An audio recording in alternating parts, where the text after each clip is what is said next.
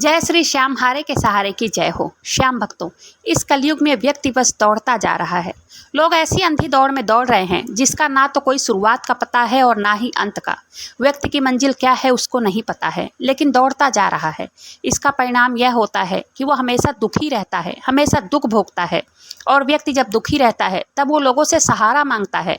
वो सोचता है कि कोई उसकी मदद करेगा, लेकिन ऐसा नहीं होता है।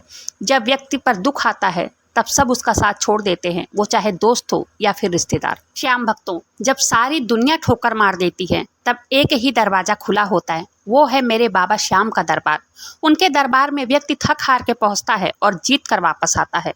बाबा श्याम नाम का जप करने से व्यक्ति के सारे पाप नष्ट हो जाते हैं। कई लोग कमेंट बॉक्स में यह सवाल करते हैं कि हम रोज बाबा श्याम का जाप करते हैं, लेकिन बाबा श्याम की कृपा मुझ पर नहीं हो रही है। तब मैं उन लोगों से यही कहूँगी कि बाबा श्याम के नाम का जप निरंतर भाव और विश्वास के साथ करते रहिए। एक न एक दिन कृपा जरूर होगी। आज एक और सत्य कहानी मेरे पास आई है, जिसको सुनकर आज से ही आप भी बाबा श्याम के मंत्रों का जाप करना शुरू कर दोगे। आजकल बाबा श्याम के बारे में सभी लोग जानते हैं। देश विदेश से भी भक्त बाबा श्याम के दर्शनों के लिए आते हैं। हर साल करोड़ों भक्त बाबा श्याम के मंदिर दर्शन करते हैं और उनमें से कई भक्त ऐसे भी हैं जिनके साथ बाबा ने चमत्कार भी किया है। बस वही भक्तों के साथ जो चमत्कार होते हैं, भक्त अपना अनुभव हमारे साथ शेयर करते हैं। मैं वही भक्तों के साथ हुई चमत्कार की वीडियो आप सबके साथ शेयर करती हूँ। अगर आपको बाबा श्याम के चमत्कार से जुड़ी घटनाएं सुनना अच्छा लगता हो तो वीडियो को लाइक करें और अपने ही चैनल मैजिक उपाय को सब्सक्राइब जरूर से करें, ऐसे ही बाबा श्याम के चमत्कार की वीडियो देखने के लिए। और आप यह वीडियो कहाँ से देख रहे हैं, कौन सी कंट्री से देख रहे हैं, मुझे कमेंट कर जरूर बताएं, जिससे मुझे भी पता चलेगा कि मेरी वीडियो कहाँ कहाँ जाती है। तो चलिए देर न करते हुए वीडियो को शुरू करते हैं। आज की जो सत्य कहानी सुनाने वाली हूँ वो चंडीगढ़ के रहने वाले भूपेंद्र जी की है, जिसको सुनकर श्याम नाम की महिमा क्या है अपने आप ही आपको समझ आ जाएगा। आगे ये बताते हैं। मेरा नाम भूपेंद्र है, मैं चंडीगढ़ का रहने वाला हूँ। आज से 4 वर्ष पहले मेरे परिवार में सब कुछ ठीक था। मेरे परिवार में मेरे बड़े भाई, मेरी भाभी, मेरी छोटी बहन और हम रहते थे। मेरे माता पिता का बचपन में ही देहांत हो गया था। फिर मेरे भाई और भाभी ने ही एक माता पिता की तरह हमारा पालन पोषण किया था।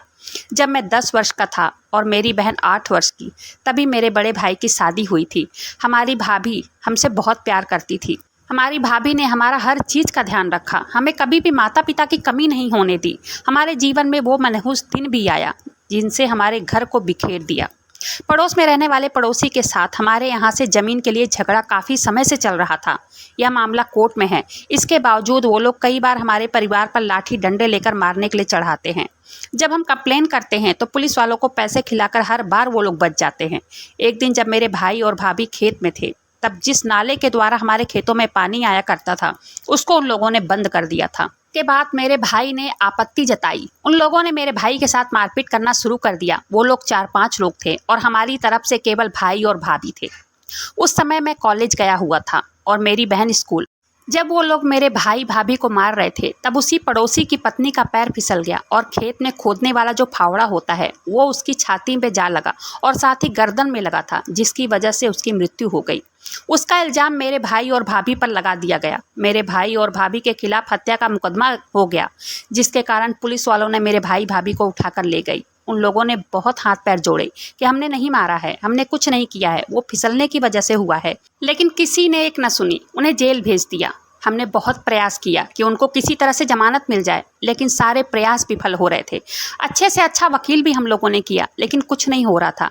उस समय मेरे मामा मामी और उनका लड़का घर आया था। दुख की घड़ी में वो लोग हमारे साथ ही थे।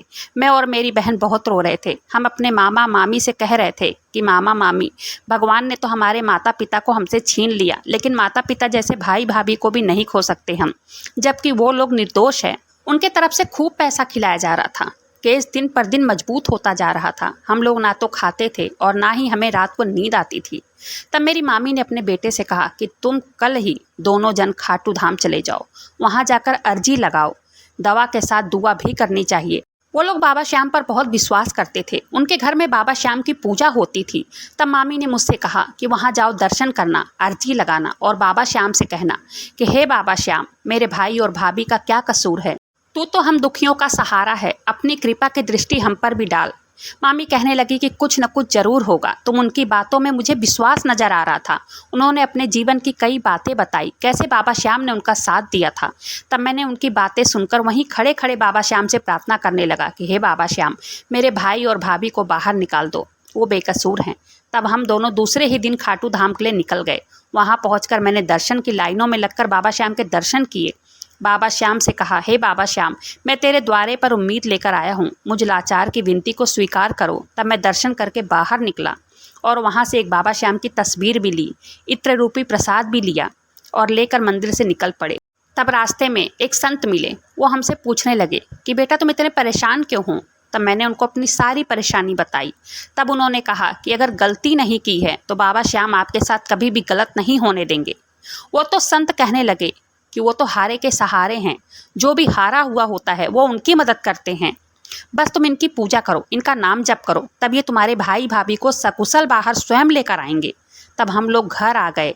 हम दोनों भाई बहन ने बाबा श्याम की पूजा किया, बाबा श्याम का नाम जप करने लगे। उसी दिन से हमें बाबा श्याम पर पूरा विश्वास था कि अब ये ही हैं, ये ही करेंगे, हारे का सहारा ही हमारा साथ देंगे, अब और कुछ नहीं, कोई कुछ कर ही नहीं सकता। हम दोनों हर समय मंत्र का उच्चारण करते रहते थे। हम दोनों भाई बहन सुबह शाम बाबा श्याम की पूजा करते। जब हम घर में काम करते या खेतों में काम करते तब भी श्याम मंत्र का जाप हम करते रहते थे। हर समय मन में यही रहता कि बस उनकी जमानत हो जाए, हमारे भाई भाभी बस घर आ जाएं। हम दोनों के निरंतर नाम जप चलता रहता था। मेरे मामा मामी सब चले गए थे, वो भी कितना दिन रुकते।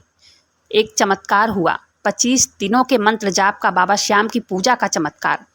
बाबा श्याम ने ऐसा चमत्कार किया कि मेरे भाई भाभी की जमानत हो गई। दोनों लोग घर आ गए। हमारे लिए उनका घर आना किसी चमत्कार से कम नहीं था, जिनका छूटना नामुमकिन सा लग रहा था। हम लोग इतना प्रयास किए लेकिन वो फिर भी नहीं छूट रहे थे। वो घर आ गए तो इससे बड़ा चमत्कार हमारे लिए कुछ भी नहीं था। अब हमें पूरी तरह बाबा श्याम पर विश्वास हो गया था कि जैसे बाबा श्याम ने मेरे भाई और भाभी को जेल से रिहा कराया है, वैसे ही उनके माथे पर लगा कलंक भी धुल जाएगा। फिर हमने अपने भाई और भाभी को भी कहा कि आप लोग भी रोज़ बाबा श्याम के मंत्र का जाप किया करो, और ये आपको जेल से छुड़वाए हैं। तब उन दोनों ने भी उनकी पूजा की, उनका नाम जप करना उसी दिन से शुरू कर दिया। अब घर के सब लोग नाम जप करने लगे। ये बाबा श्याम के सामने हम लोग घंटों घंटों बैठे रहते। तब उसी लड़ाई में बहुत सारे लोग वहाँ खड़े थे। उसमें से कई लोगों ने गवाही भी दी और कई लोग डरते थे, उन लोगों ने गवाही नहीं दी। गवाही भी सामने आकर कई लोगों ने नहीं दी, लोग उनसे डरते थे, वो पैसा वाले लोग थे। फिर हमने एक एप्लीकेशन लिखा, उसमें लोगों ने साइन करके अपना नंबर लिख दिया। तब 25 लोगों ने उसमें साइन किया था और मेरे भैया घर घर जाकर लोगों से साइन लिए थे। उन लोगों ने कहा था कि हम सामने नहीं आ सकते, लेकिन हमारा फ़ोन नंबर ले लो, पुलिस वालों से, जज से, एसडीएम से, जिससे भी बात करवाना है, किसी से भी हमारी बात करवाना। हम उस लड़ाई के बारे में हम सब लोगों ने देखा है, हम सब सच्चाई बताएंगे। 1 साल केस चला और मेरे भाई भाभी के माथे पे लगा कलंक हट गया।